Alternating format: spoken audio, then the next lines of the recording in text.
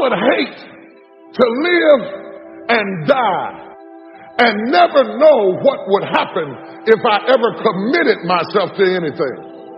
Some people have never thrown their whole self at nothing. Not at school, not at work, not at marriage. Oh my God, you've had one foot in and one foot out of every dream all of your life, and you've never seen what you could be if you ever really connected and through everything.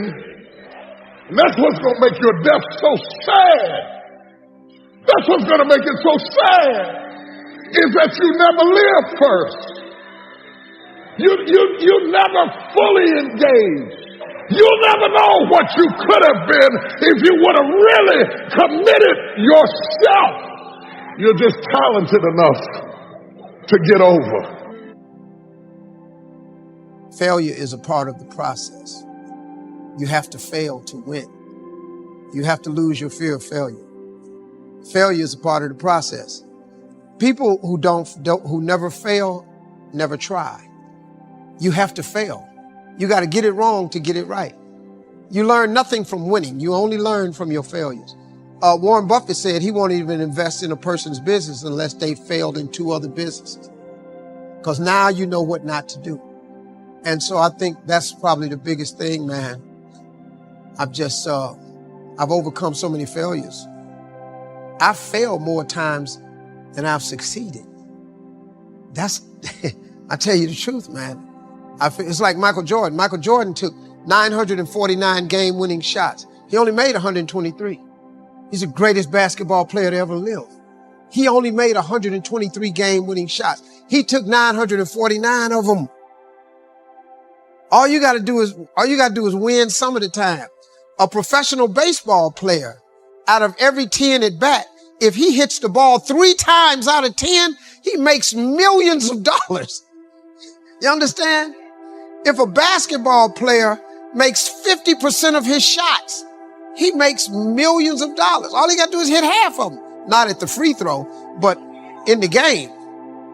That's what you got to learn. Probably the other thing for me is when I stopped living my life in probabilities and started living only in possibility. Probability is when somebody gives you a statistic. Like they told me, 1 in every 20,000 comedians will get on the Tonight Show. That was the odds. And I went, cool. And the dude went, what do you mean cool? I said, I'm going to get on the Tonight Show. He said, no, you didn't listen to me. He said, 1 in every 20,000 ever make it to the Tonight Show. Excuse me. You did say 1, didn't you? That's the possibility of winning. That's the attitude you have to have about it. All you want to do is live in the possibility and ignore the probability. Probability simply means to me, probably ain't going to happen. That's what that means.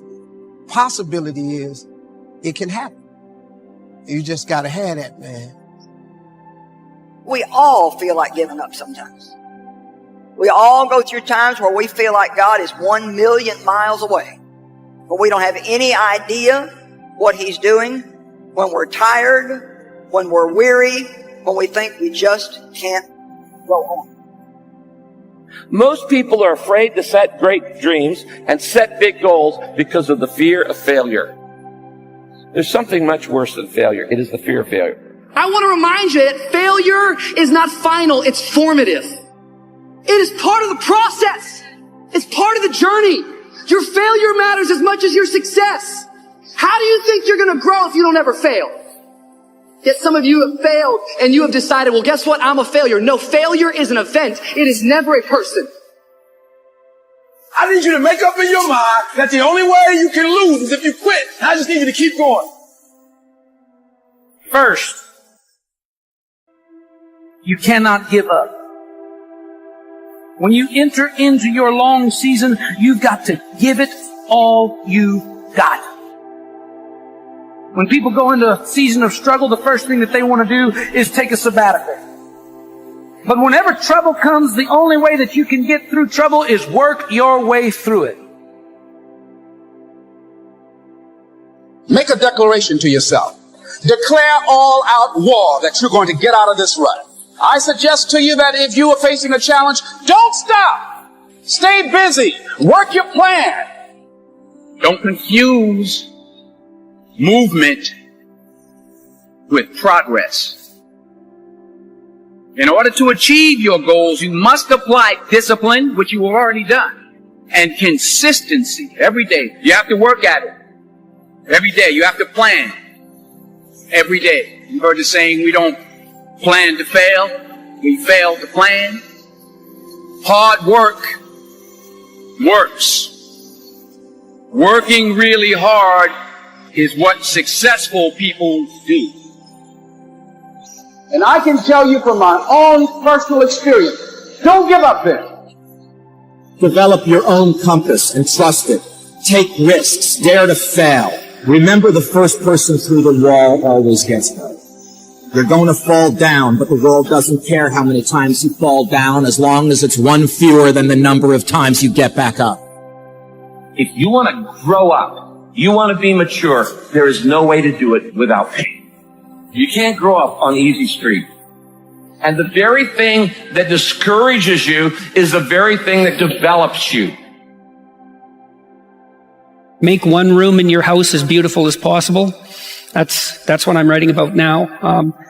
I talked a lot already about the necessity of cleaning your room, which is, in some sense a foolish piece of advice because it seems so obvious, but it's not obvious at all. And you'll find if you try it, especially if you're in a household that's not very functional, that you'll encounter obstacles that you couldn't imagine existed while you're trying to put your life in order. And you can take your surroundings beyond order and move towards beauty, and that's unbelievably useful because, well, beauty calls people to their higher being, I would say, and to make friends with beauty is to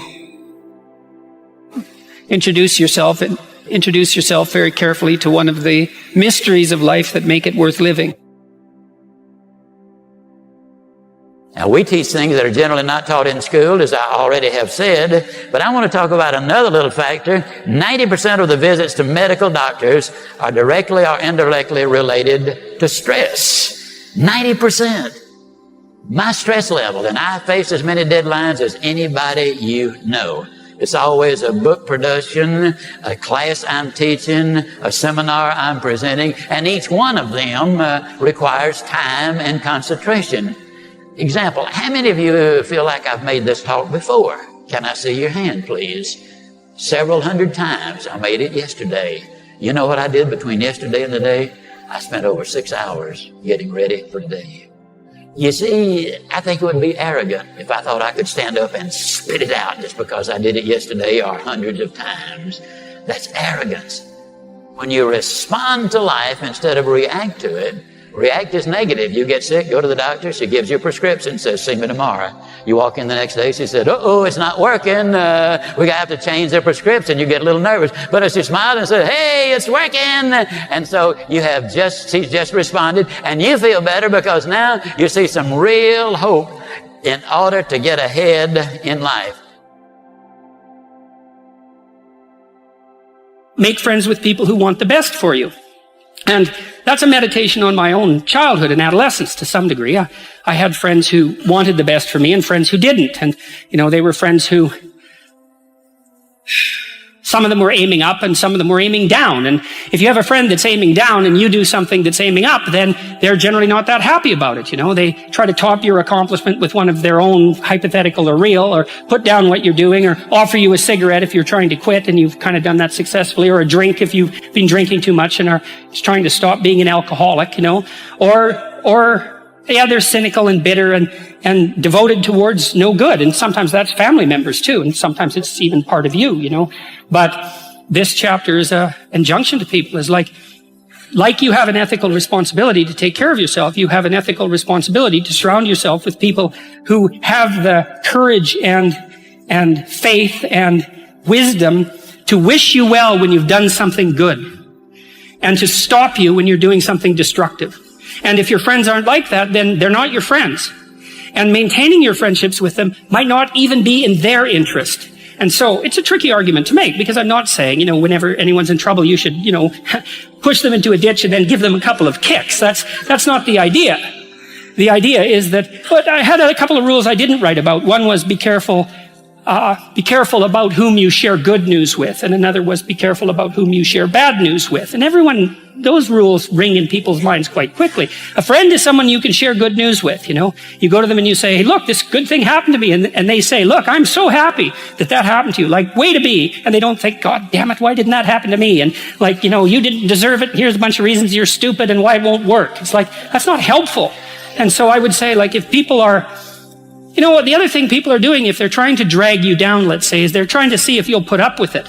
Because they have this idea that maybe life isn't worth living and things aren't good. And that if they can besmirch, let's say, to use an archaic term, something that's pristine and good, then they demonstrate to themselves that there is no true ideal and that there's no necessary reason to be responsible and to strive forward. And so they use you as a test case.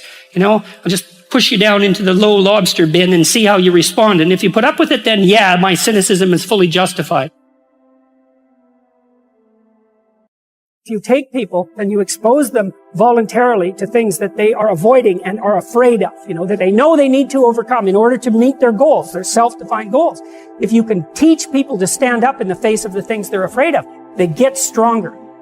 And you don't know what the upper limits to that are, because you might ask yourself, like, if for 10 years, if you didn't avoid doing what you knew you needed to do, by your own definitions, right, within the value structure that you've created to the degree that you've done that, what would you be like?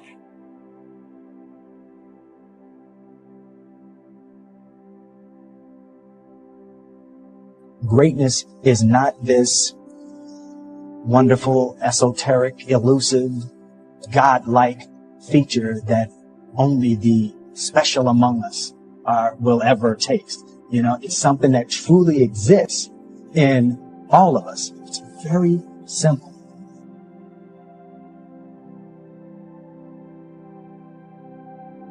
I told myself that this might be your current circumstances, but this will not be how the story ends. All you have to do, E.T., is to survive today.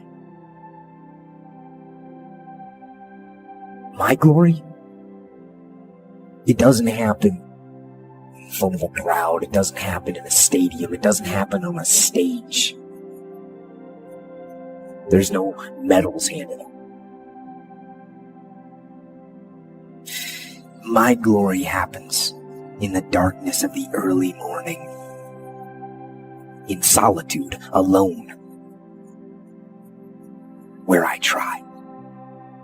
And I try, and I try again to be everything that I possibly can.